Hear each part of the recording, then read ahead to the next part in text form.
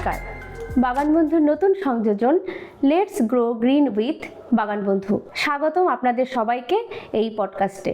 এখন থেকে প্রতি শনিবার বিকেল 5টায় আমরা নিয়ে চলে আসব আমাদের এই পডকাস্ট ভিডিওগুলি, যা থেকে আমরা শিখব, জানব, বুঝব বাগান সম্পর্কে যাবতীয় খুঁটিনাটি।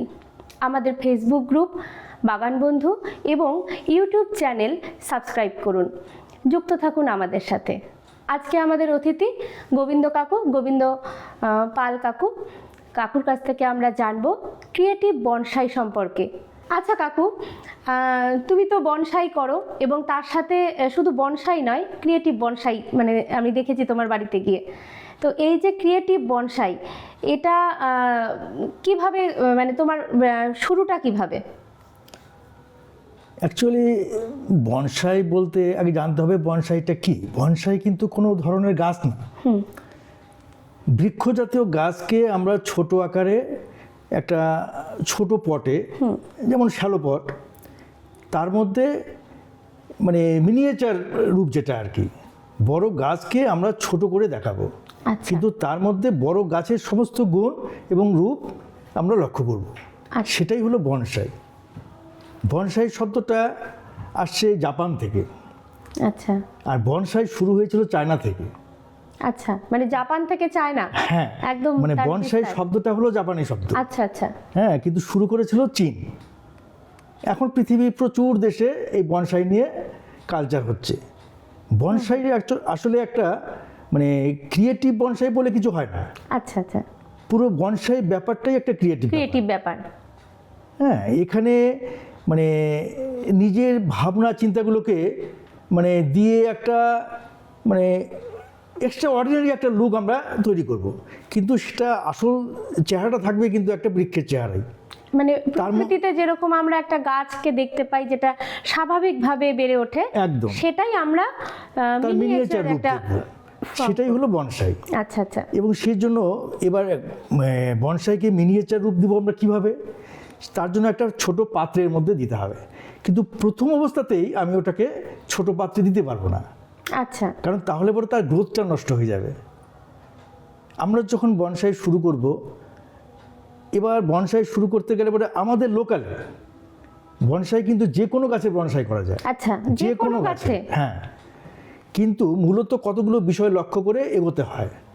সব গাছ দিয়ে করা যায় বলেই যে আমরা সব গাছ দিয়ে করবো তো এমন কোনো মানে বাধ্যবাধকতা নেই। কেন, মানে এরকম যে পার্টিকুলার কিছু গাছে আমরা বনসাইটা ভালো করতে পারি এই কারণে, কারণ বনসাইয়ের মূল যে জিনিসটা সেটা হলো পাতাটাকে ছোট করতে হবে।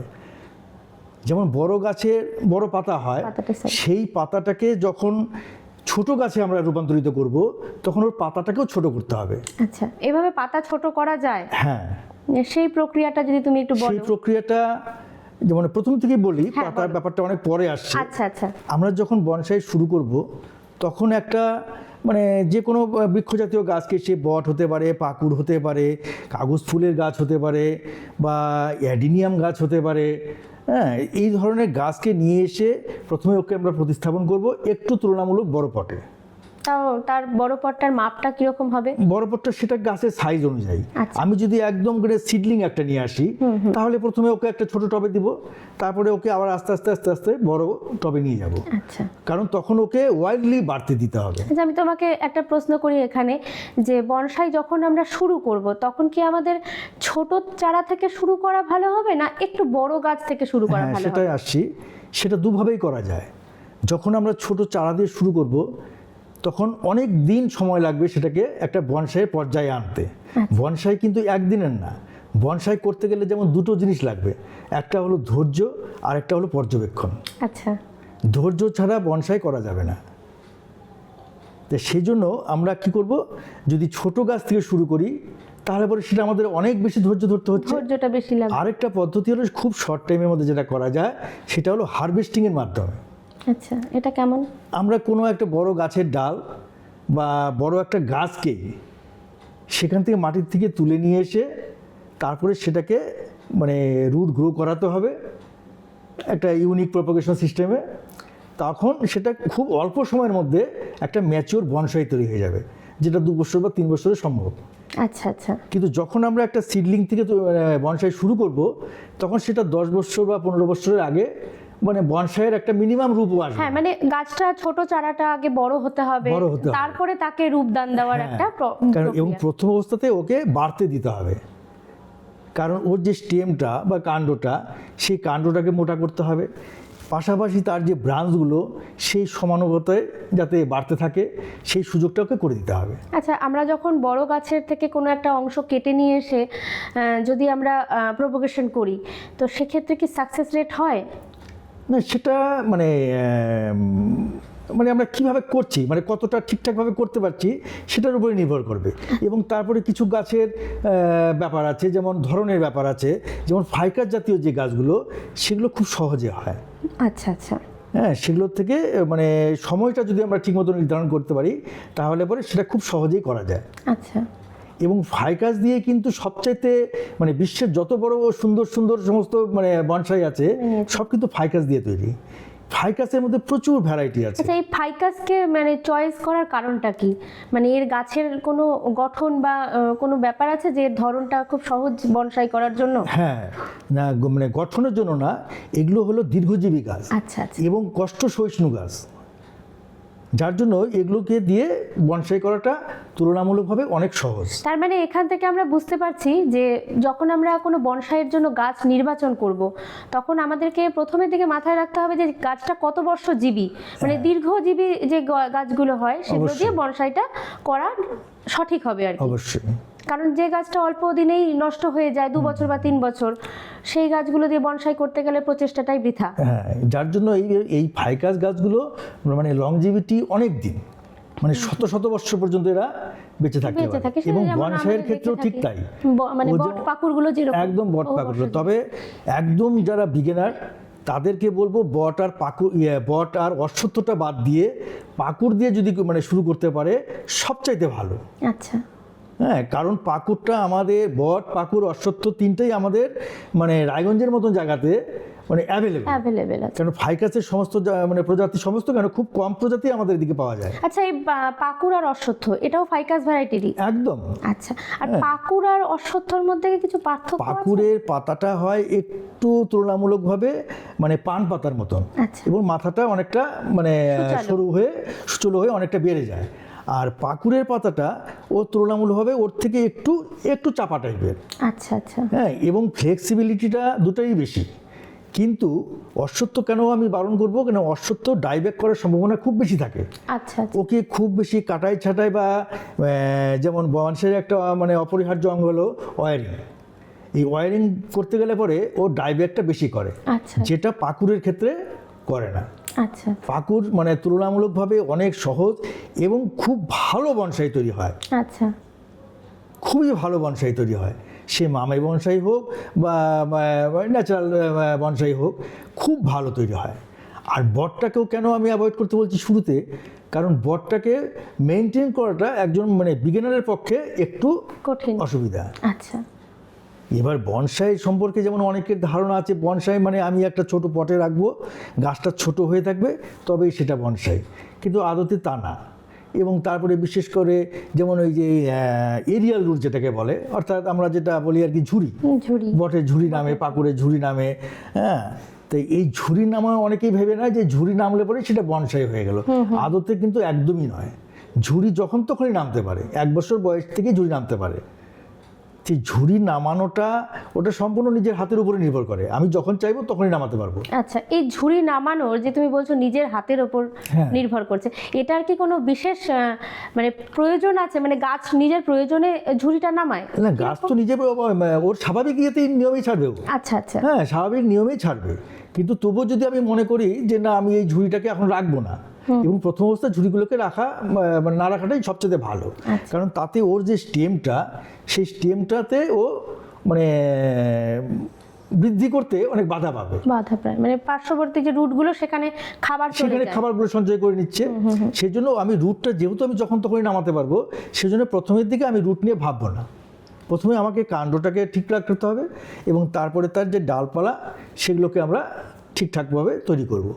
তারপরে আমি সেগুলোকে বনসাইয়ের দিকে আস্তে আস্তে নিয়ে যাব। আচ্ছা কাকু, এই বনসাইয়ের কি কোনো প্রকারভেদ রয়েছে, মানে বনসাইয়ের প্যাটার্নের কোনো প্রকার? হ্যাঁ, অবশ্যই অনেক রকমের। একটু যদি বলো। যেমন ধরো যে কাস্কেট স্টাইল হয়, সেমি কাস্কেট স্টাইল হয়, ইনফর্মাল আপরাইট হয়, ফর্মাল আপরাইট হয়, এরকম বিভিন্ন ধরনের এগুলো ট্র্যাডিশনাল আছে।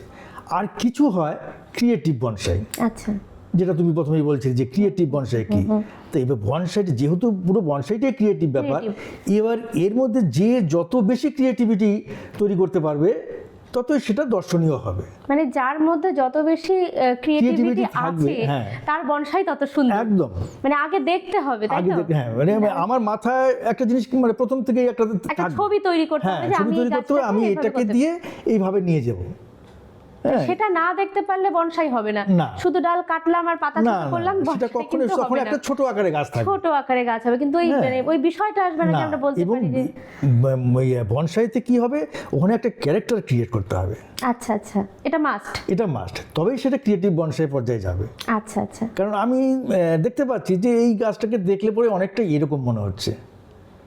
হ্যাঁ, এবার মানে সেটা যখন মানে ক্রিয়েটিভিটির ব্যাপারটা যখন থাকছে, আমি কিভাবে সেটার মধ্যে ক্রিয়েট করব, আমি কি ক্রিয়েট করতে যাচ্ছি, আমি যখন 10টা লোক দেখবে তখন 10টা লোকও যাতে বুঝতে পারে যে ক্রিয়েটার এটাকে এটা এই মানে এইটা ক্রিয়েট করেছে। মানে এটা যেমন আমরা ওই ভাস্কর্য শিল্পীদের যাদের দেখি, তারা কাঠ কেটে বা বিভিন্ন পাথর থেকে মানে একটা ভাস্কর্য তৈরি করছে, একদমই তাই। মানে এটাও একটা আর্ট, মানে একটা শিল্প, যে গাছটাকে কিভাবে আমি একটা নতুন রূপ দান করব। একদমই তাই। এবং বনসাই আসলেই তাই, বনসাই হলো একটা মানে গাছ জীবন্ত শিল্প, জীবন্ত শিল্প, যাকে বনসাই মানে দীর্ঘদিন ধরে কাজ করা যাবে, জীবন কাজ করা যাবে।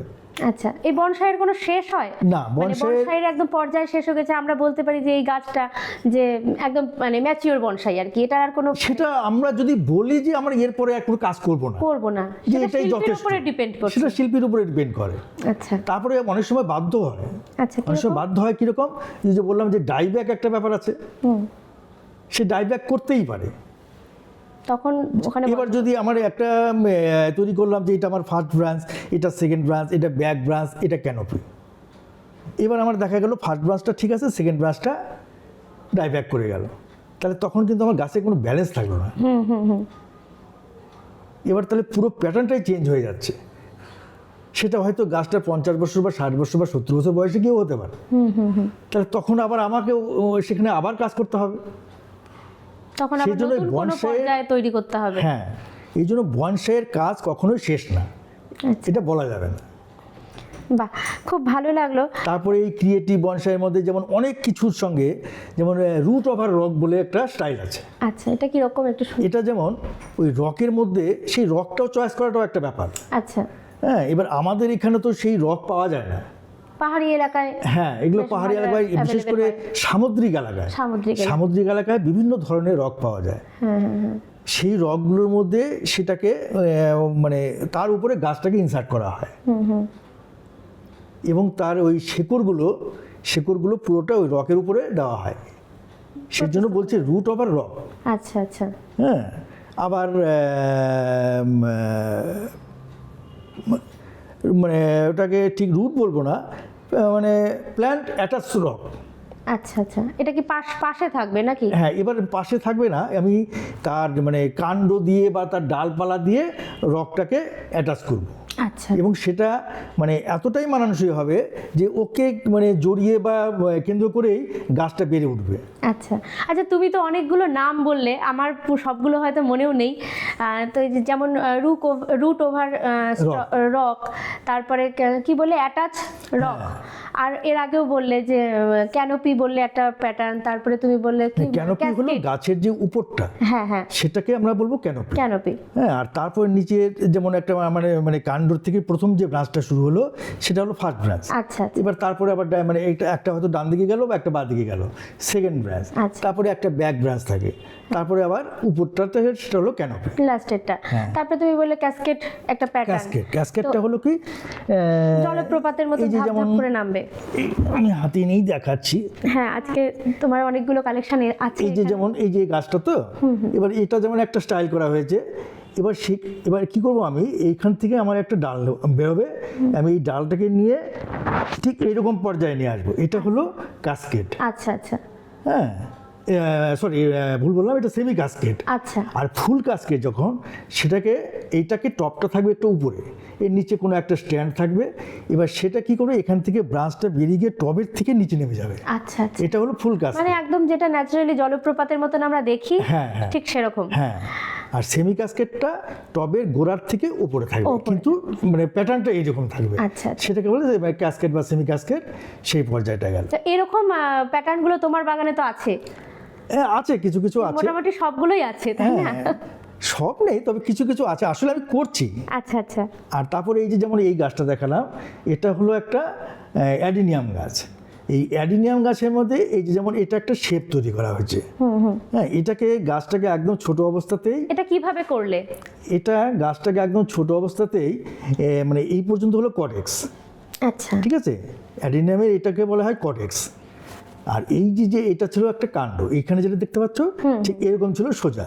এবার সেটাকে এখান থেকে ফেরে তারপরে দুটোকে আলাদা করে দেওয়া হয়েছে, এবং তারপরে এখানে একটা সাপোর্ট দিয়ে এটাকে একটা শেপে আলাদা করা হয়েছে। তারপরে সেটাকে প্লাস্টিক দিয়ে মুড়িয়ে মানে একটা আইসিইউর মতন করে রাখা ওকে। আচ্ছা হ্যাঁ, এবার তারপরে কিছুদিন পরে ও আস্তে আস্তে আস্তে আস্তে এটাকে গ্রোথ নিয়ে নেবে। আচ্ছা, তখন এরকম হয় না মানে কাণ্ডটাকে চিরে যে দিয়েছো, তারপরে গাছটা নষ্ট হওয়ার কোনো সম্ভাবনা থাকে না?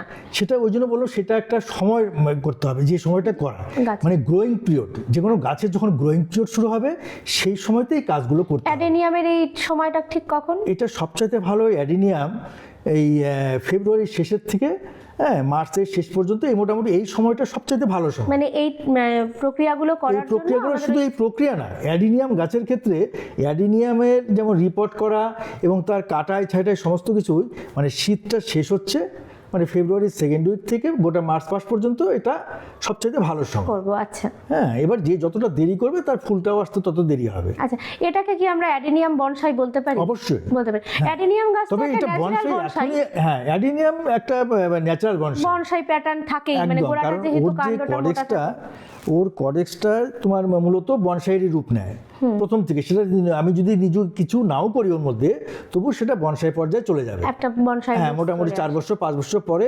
ওইটাকে একদম মানে বনসাই বলাই যাবে। হ্যাঁ, এইটা ন্যাচারাল বনসাই। Natural bonsai. আর যেগুলো যে ফাইকাস নিয়ে আলোচনা করলাম, সেগুলোতে তোমাকে ক্রিয়েট করতে হবে। আচ্ছা, হ্যাঁ। তুমি এখানে আরো কয়েকটা গাছ এনেছো অ্যাডেনিয়াম, একটু দেখাও আমাকে, আমাদের দর্শক বন্ধুদেরকেও দেখাও যে এই যে যেমন এটা ওটা যেমন ছিল। অ্যাডেনিয়ামে এত সুন্দর সুন্দর মানে ওয়ার্কআউট গুলো করা যায়, যাতে আমাদের দর্শক বন্ধুরাও এটা দেখে উৎসাহিত হয়।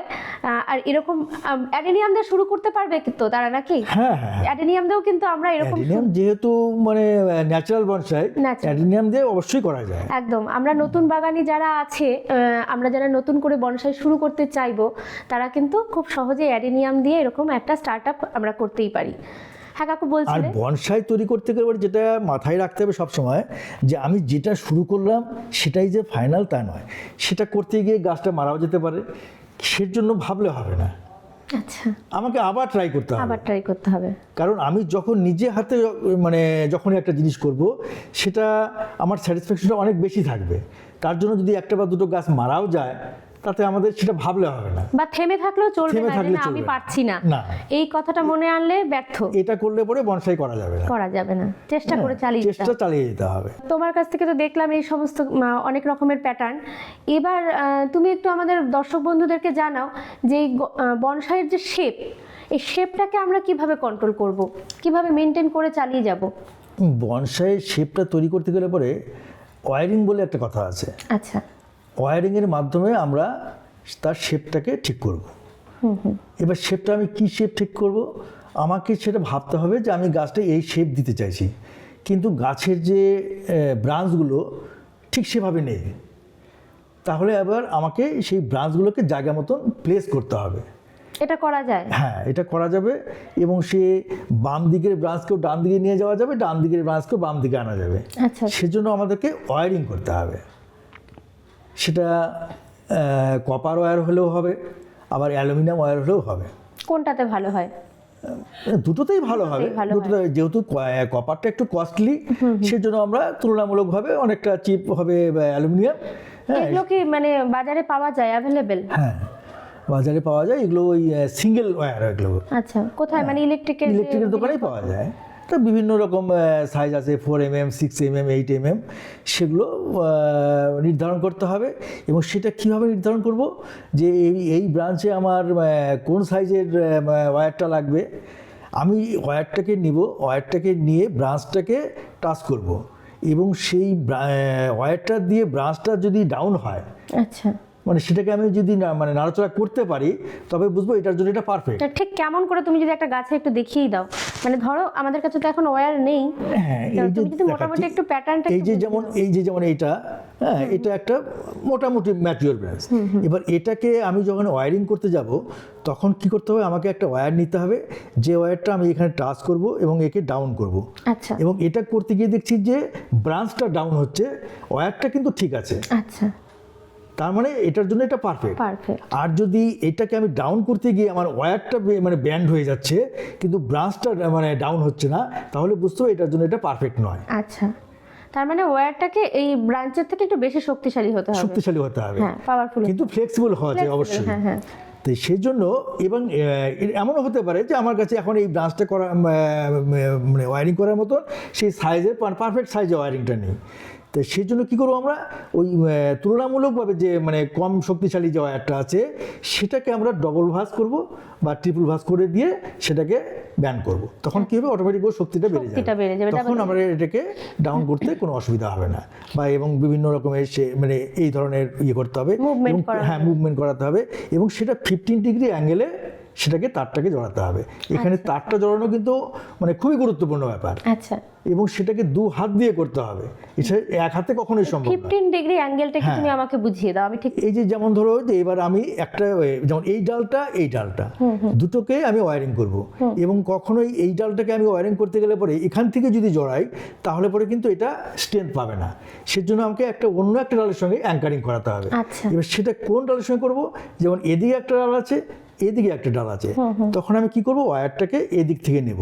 আচ্ছা, এদিক থেকে নিয়ে এখানে মোটামুটি যতটা পরিমাণ লাগবে, ঠিক আবার এদিকে ততটা পরিমাণ লাগবে, এইভাবে করে নিয়ে সেই মাপে একটা ওয়্যার কেটে নেব। কেটে নিয়ে তারপরে এবার এইভাবে নিলাম, নিয়ে এই যে ঠিক এইরকমভাবে ও আচ্ছা, মানে তারের যে প্যাটার্নটা যাবে সেটা 15 ডিগ্রি অ্যাঙ্গেলে যাবে। মানে আমরা যদি সোজা সোজা করে রিং করে নিয়ে যাই, তাহলে পরে কিন্তু ওটা কিন্তু ব্যান্ড হবে না, মানে তেরচা করে নিয়ে যেতে হবে। আচ্ছা, নিয়ে তবে আমি ওটাকে মুভমেন্টও করাতে পারবো। আর যখনই আমি এটাকে যদি রিং এর মতন করে নেই, তাহলে পরে কিন্তু সেটা কিন্তু আর মুভমেন্ট চেঞ্জ করা যাবে না, হ্যাঁ করবে না। হ্যাঁ, এইটাকে লক্ষ্য করতে হবে। এবং সেটা প্রথম অবস্থাতে হবে না, ব্রাঞ্চ ভেঙে যাবে বা মানে ঠিক মতন হবে না, কিন্তু সেটা করতে করতেই তখন হয়ে যাবে, যখন নিজেই বোঝা যাবে যে না এটা ঠিক হলো না। হ্যাঁ, তো এইরকম প্র্যাকটিস করলে পরে তখন অটোমেটিকভাবে সেটা ওয়্যারিংটা সাকসেস হয়ে যাবে। এটা একটা পদ্ধতি। বলটা রেখেছো, এই অন্য একটা কোশ্চেনে গেলাম, ওই বলটা পরে বের করা যাবে নাকি এটা এখানে থাকবে? না, এটা আর বের করা যাবে না। বের করতে গেলে পরে ওকে মানে কেটে বের করতে হবে। কারণ যেহেতু এটা ম্যাচিওর হয়ে গেছে ডালগুলো, এটাকে যখন একদম প্রথম অবস্থায় ঢুকানো হয়েছিল তখন এগুলো মানে ইম্যাচিওর মানে এই ছিল স্টেমটা, তখন আমরা ঢুকাতে পেরেছি, কিন্তু এটাকে আর এখন বের করতে গেলে আমাকে কেটে বের করতে হবে। আচ্ছা, মানে তোমার কি পরিকল্পনা রয়েছে, এই বলটাকে বের করে দেবে ভবিষ্যতে, নাকি এটা এভাবেই রেখে? এক সময় বের করতেই হবে, কারণ এই বলটারও তো তখন আস্তে আস্তে কালার চেঞ্জ হয়ে যাবে, বা যেহেতু প্লাস্টিকের বল, ও এক সময় টেম্পারেচারের জন্য এক সময় নষ্ট হয়েও যাবে। আচ্ছা, এটা তো শুধু সাপোর্ট দেওয়ার জন্য গাছটাকে চারটে ব্রাঞ্চে, ওই সময় সাপোর্ট দেওয়ার জন্য এটাকে বের করে, যাতে এগুলো শেপে থাকে আর কি। হ্যাঁ, কারণ এই সমস্ত জায়গাতে তো তখন আমি ওয়্যারিং করে করতে পারবো না, তাহলে ওর শেপটা নষ্ট হয়ে যাবে। ওয়্যারিং করে যেমন শেপ ঠিক রাখা যায়, আবার ওয়্যারিং আবার শেপ নষ্টও করে ভুল জায়গায় করলে। আচ্ছা, বনসাইয়ের জন্য কি ওয়্যারিং মাস্ট? মোটামুটি মাস্ট, মোটামুটি সব গাছেই করতে হয়, করতে হয়। এবার ওয়্যারিং ছাড়াও করা যায়, তখন কি হবে, ওই ব্রাঞ্চগুলো স্ট্রেট হবে, মানে ও গাছ নিজের মতন করে বাড়বে।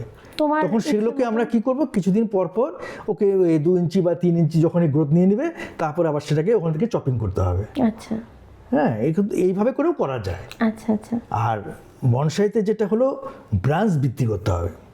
যত ব্রাঞ্চ, ওই তুমি আগে বলছিলে যে কিভাবে আমরা পাতাগুলোকে ছোট করব, এই পাতা ছোট করার একটা পদ্ধতি হলো মোর ব্রাঞ্চ মোর লিপ।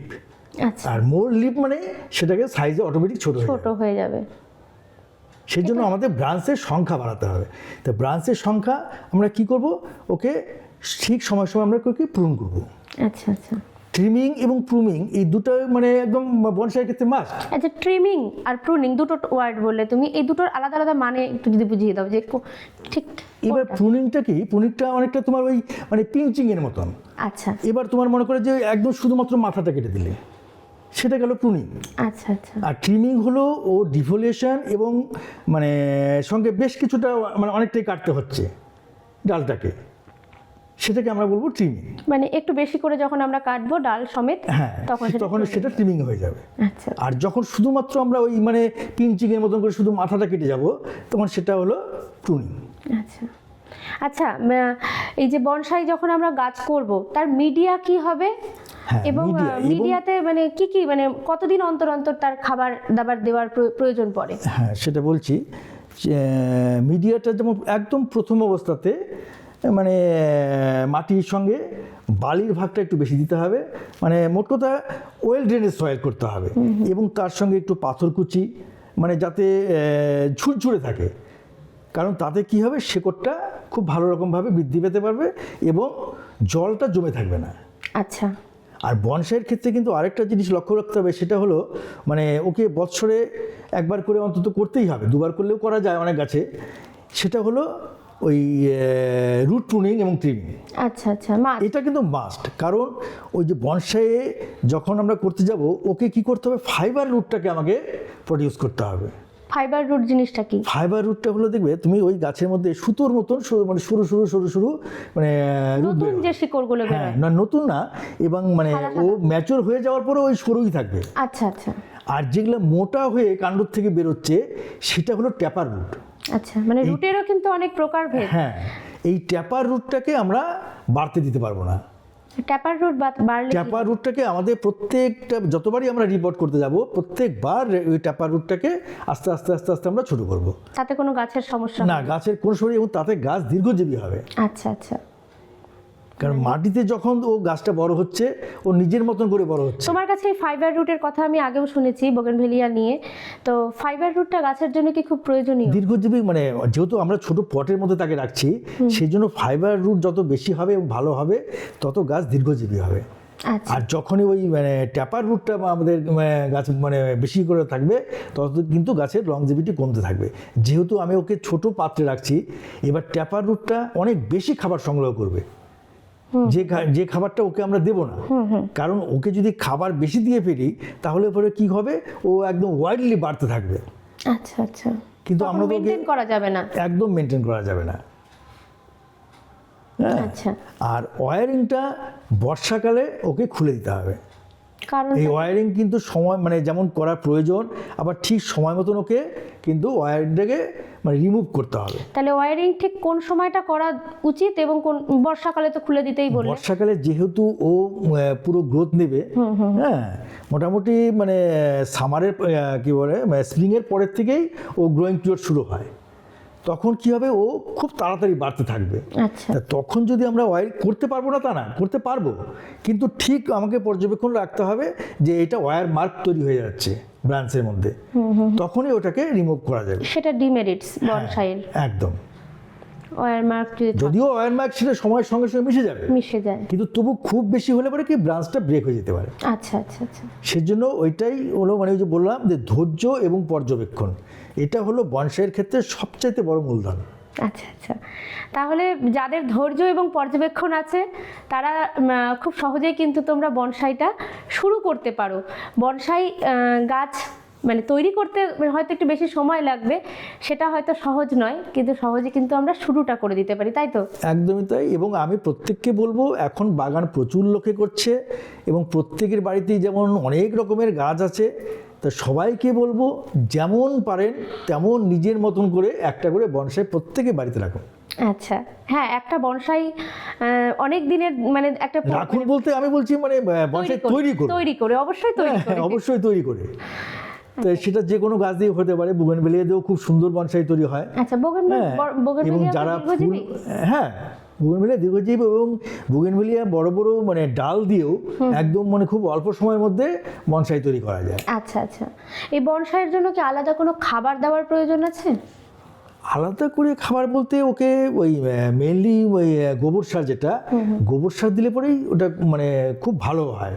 আচ্ছা, হ্যাঁ, তারপরে ইয়েও দেওয়া যায়, ওই অল্প বিস্তর নিমখোল দেওয়া গেল, বা যার গোবর সার জোগাড় করতে পারছে না ভার্মি কম্পোস্ট দিতে হবে, বা পাতা পচা সার, এগুলো থাকলে পরে রাসায়নিকের তো তেমন না না, এখানে রাসায়নিক সারের কোনো জায়গা নেই, কোনো জায়গায় নেই।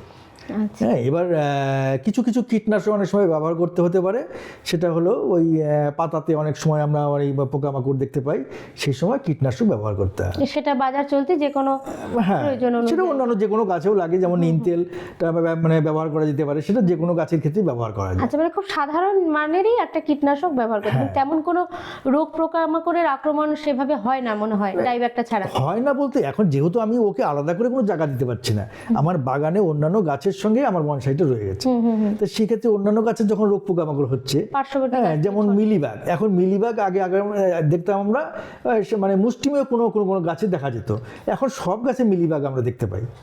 তো সেই জন্য অল্প বিস্তর সব গাছেই এখন রোগ পোকামাকড় দেখা দিচ্ছে, সেজন্য ওই নিম তেলটা ব্যবহার করাই যেতে পারে। খুব ভালো লাগলো কাকু, তোমার কাছ থেকে বনসাই সম্পর্কে অনেক কিছু জানলাম।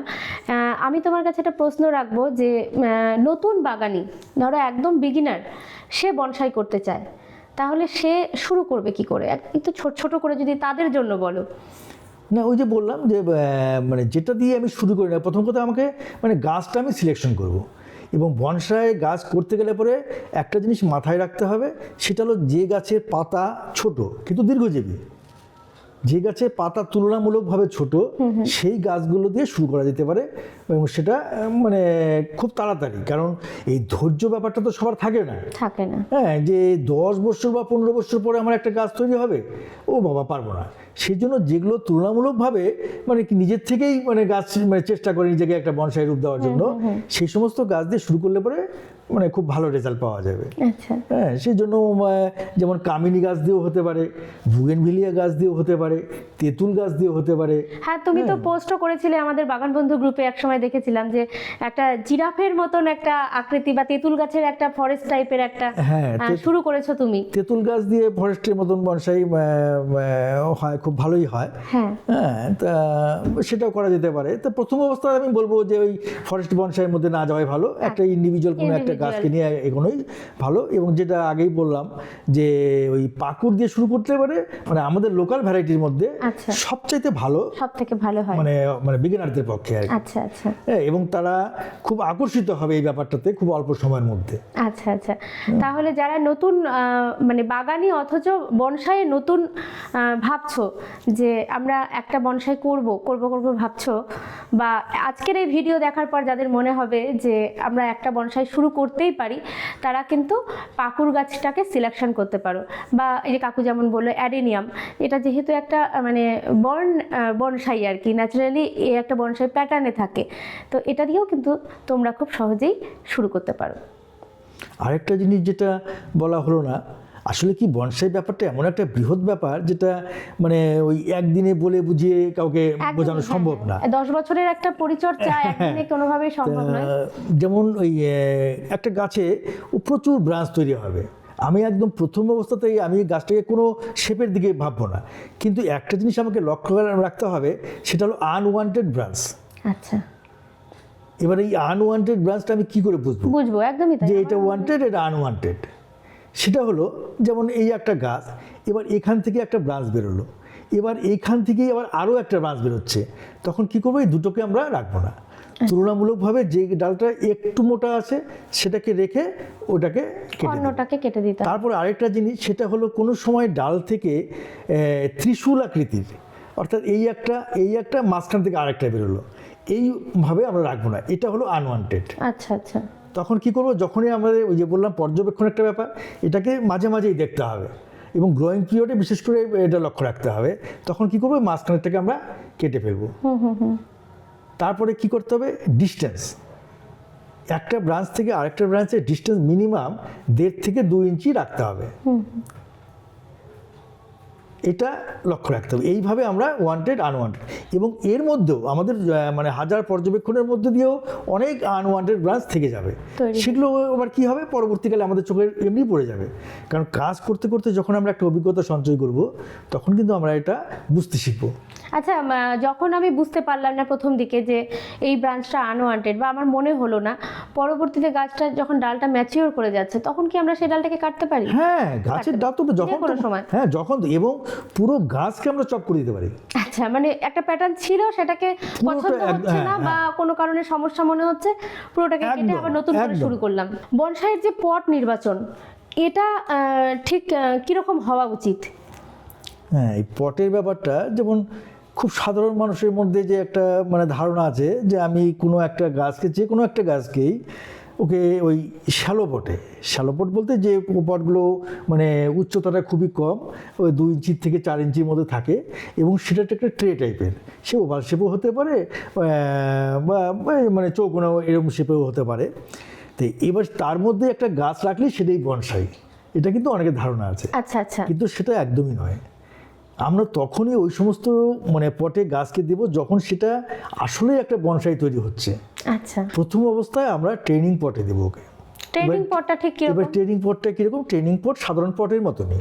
আচ্ছা, এবার প্রথম অবস্থায় এবং সেটা গাছের মানে কোয়ালিটি অনুযায়ী, যে আমি কোন গাছকে কিভাবে, যে গাছটাকে আমার বেশি বাড়ানোর প্রয়োজন সেটাকে আমি কী করবো, এমনি সাধারণ যে মানে খাড়া টাইপের যে পটগুলো থাকে সেই গাছের সাধারণ যে মাটির টব, সাধারণ যে মাটির টব, মাটির টবই তো না প্লাস্টিকের টব? প্লাস্টিকের টবে, তো প্লাস্টিকের টবে আমি প্রেফার করব এই কারণেই যে প্লাস্টিক টবে কিন্তু এই ফাইবার রুটটা খুব ভালো প্রডিউস হয়। বাহ, মানে তোমার কাছে এটা একটা নতুন জিনিস জানলাম। মানে ন্যাচারালি আমাদের এটা একটা মাথায় সবারই থাকে যে প্লাস্টিক পট থেকে মাটির পটে গাছ বেশি ভালো হয়, কিন্তু তুমি বলছো উল্টো কথা, একদমই যে ফাইবার মানে রুট ডেভেলপ করার জন্য প্লাস্টিক পট বেশি ভালো।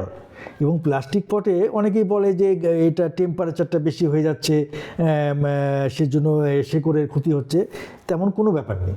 আচ্ছা, এটা কি শুধু বনসাইয়ের জন্যই না অন্য গাছ? না, অন্য যে কোনো গাছের ক্ষেত্রে। আমার বাড়িতে কোনো পটে কোনো গাছ নেই। আচ্ছা আচ্ছা, আমি যেমন বনসাই ছাড়াও অন্যান্য যে সমস্ত গাছ 2-4টা করি, সেগুলো সব আমার প্লাস্টিকের বালতির মধ্যে করা।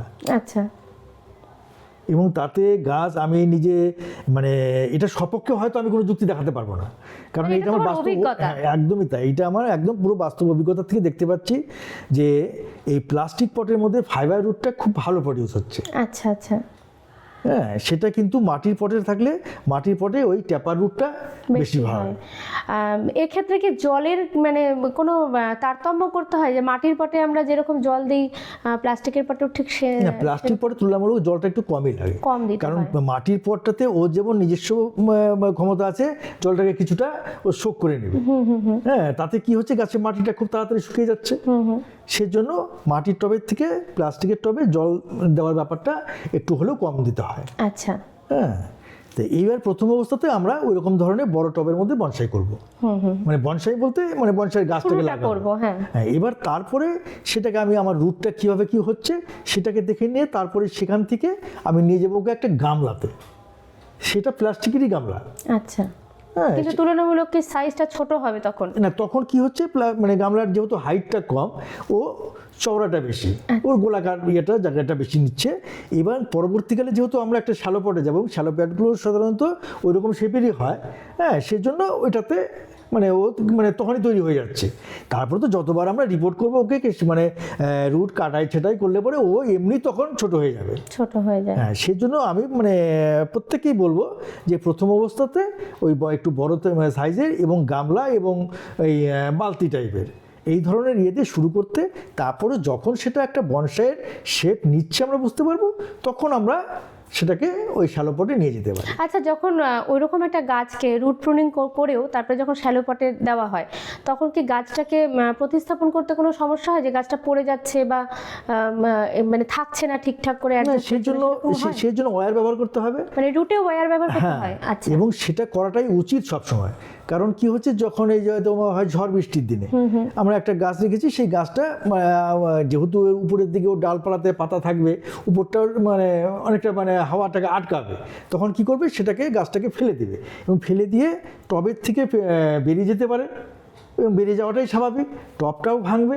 আর সেজন্য আমরা কি করব, ওটাকে ওই টবের নিচে যে ড্রেনেজ হোল থাকে এবং ঠিক তার পাশাপাশি আমরা দুটো ফুটো করে নেব, সেখান থেকে আমরা নিচ থেকে ওয়্যারটাকে ঢোকাবো, ঢুকিয়ে নিয়ে সেটাকে ওই গাছের গোড়ার সঙ্গে বা মোটা রুট থাকলে তার সঙ্গে আমরা সেটাকে বেঁধে দেবো।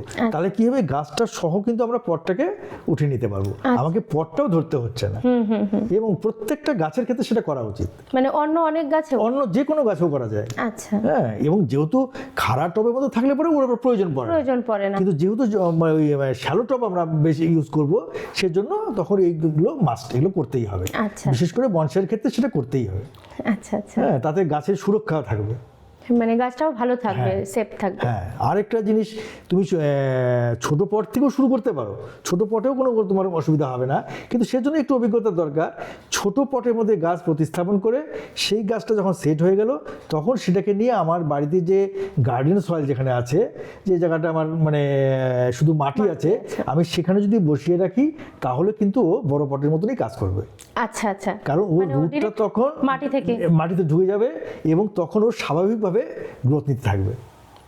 ছোট পটেও থাকলো কিন্তু বড় পটের কাজ করছে। এবার পটটা থাকলো উপরে, এবার তারপরে শিকড়টা চলে গেল। রুট প্রুনিং এর খুব একটা দরকার হয় না। রুট প্রুনিং অবশ্যই করতে হবে, আমি সেটাকে খুব বেশি দিন রাখতে পারবো না, আবার তারপরে তুলে নিয়ে আবার সেখান থেকে কেটে নেব। মানে বাইরে থেকেই রুট প্রুনিং করতে হবে, ভেতরে কোনো না, ভেতরেও করতে পারবো। আচ্ছা, এবার বাইরে থেকে আমি কেটে নিলাম, কারণ খুব বেশি গ্রোথ হয়ে গেলে তো মুশকিল। আমাকে একটা যে মানে গ্রোথ হবে, কিন্তু সেটাকে আমার মানে আমি সেটাকে ম্যানেজ করতে পারবো, এই অবস্থাতে রাখতে হবে। আমি সেটাকে আবার কেটে নিলাম, কেটে নিয়ে উঠিয়ে আবার সেই টব থেকে বের করে পুরো রুটকে ফুনিং করে দিয়ে নিয়ে আবার বসলাম, আবার ওইভাবে আমি মাটিতে রেখে দেবো। আচ্ছা আচ্ছা, তাহলে ও আবার বাড়তে থাকবে।